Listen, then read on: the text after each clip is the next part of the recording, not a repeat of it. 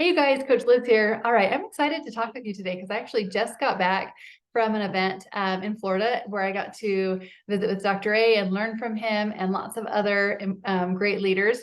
And I learned so many things. So I just wanted to share a few things, especially with Halloween right around the corner. I'm going to share some of my top tips on navigating through a holiday like Halloween.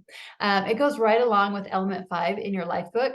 It's all about mindset. There's so many great tools and just wisdom in here in Element 5. So check that out for yourself for sure. But one thing that Dr. Anderson talks about in Element 5, one quote he says is, check yourself before you wreck yourself. Now, what does that mean? Learning to course correct quickly instead of the all or nothing mentality, instead of when you eat one piece of candy, feeling like you have to eat 20 more. Check yourself. Ask yourself, what happened? What did I want to have happen? What am I going to do different next time? Learn from those experiences, because if you learn from it and you're conscious of your brain and what happened there, it is a success. It is a lesson that's going to keep moving you forward. Whereas if you feel horrible about it and you just go and eat the whole bag of candy, it's not going to help you. So check yourself before you wreck yourself. Also, noticing when your habits are slipping and course correcting. Don't wait until Monday to get back on track. The next thing that you put in your body can be a healthy choice. A big glass of water and just keep going. I would say that's my number one tip, is just keep going and ask yourself, what happened? What did I want to have happen? And what will I do different next time? That's a big one. And he talks about that in Element 5 in your life book. Now, a couple of my top Halloween tips are, of course, number one, make your home a safe place. Don't put things in your home that are tempting to you. So when it comes to candy for trick-or-treaters, don't buy the things that you love. Buy things that you don't care about, like suckers or fruit snacks, or I love to do little toys. Or one year I did those little mini water bottles, and the trick-or-treaters loved that because they were thirsty by that time and they were able to have a drink, a healthy drink. So you don't have to have things that will tempt you in your home. And also, if there's leftovers, don't keep them around. Even if there's goodies or anything, just don't keep them around. Go give them away or put them somewhere that they won't be right in your line of vision. That's important, to make your home a safe place, that you're not having to white knuckle through that.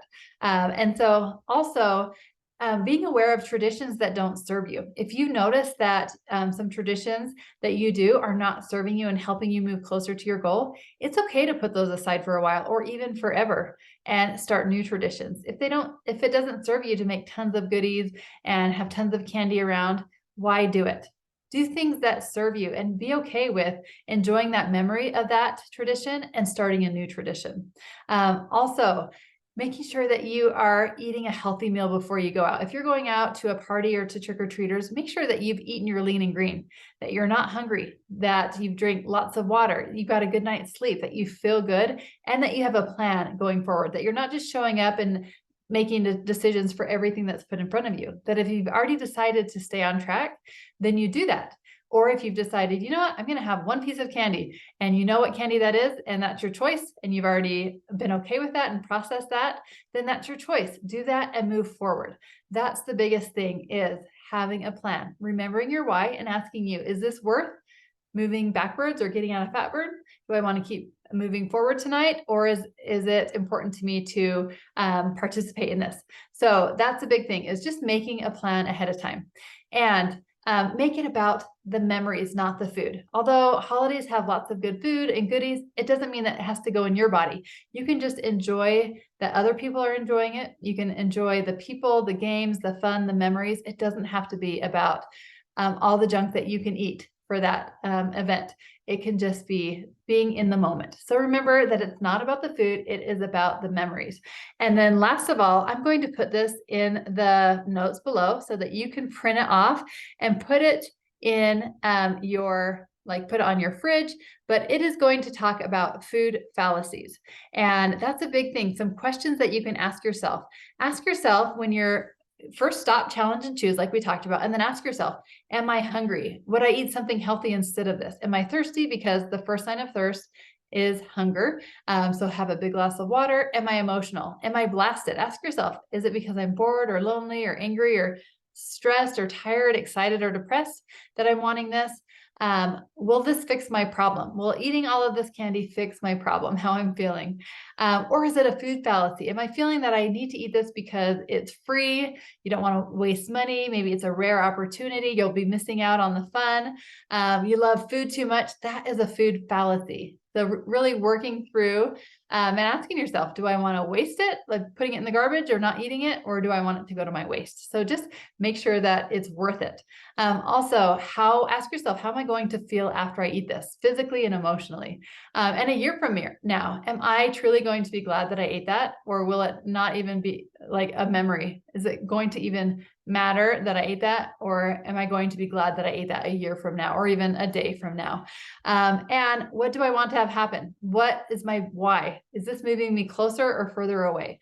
And then you can stop and make that decision. But those are just some things that will help you stop, challenge, and ask yourself some questions before you choose. And I hope this helped, but I think the biggest thing that you can be working on is the mindset. As we go through the holidays, remember, stop, challenge, and choose, and ask yourself some questions. And one of the most important questions as we go into the holiday season is this tradition serving me? Because it's okay to change it. One quick example is my kids used to love to see how much candy they could get. And it was horrible because we would all eat way too much candy for way too long. And I realized this is not serving me to have it around, and it's not serving my kids to eat all of this candy. That's what's making them sick. We think it's flu season, but it's just inflammation season because of all the sweets. And so we change that. Sometimes we go out to eat or go to a movie, or if they're really little and they really love trick-or-treating, letting them go to a few houses. They don't have to get a whole pillowcase full of candy. Or if you do end up with a lot of candy, having a tradition like the Switch Witch, where they leave their candy outside the door and you switch it out for a little toy, and then you donate that candy to, I know dentist offices will buy it, or there's places you can donate it that will send it overseas to troops. That would be such a fun thing for kids to be participating in, is donating it to our troops.